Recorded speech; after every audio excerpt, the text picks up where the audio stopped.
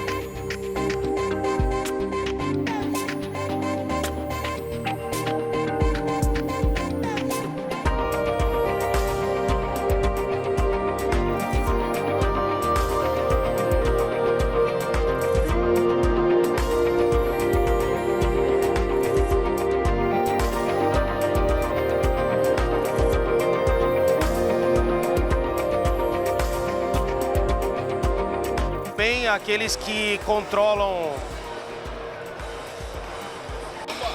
Sou eu. E aí? Tudo bem? Tudo jóia? Sigo lá no São É, como é que é o teu nome? Jefferson. Jefferson. Eu sou- Como vai? Tudo bem?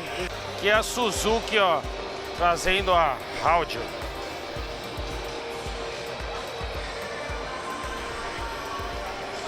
Tudo bem? Como é que se pronuncia? Não sabe? Eu sei, Putz. não era nem pra eu ficar aqui, eu acabei vindo. Será que ela sabe? How to, não sei, não. Ela, Deve as ser meninas how to, sabem né? menos. Quem É? sabe é a galera que tá de credencial Suzuki, que é o pessoal Ah, daqui, entendi, né? entendi. Agora é você, né?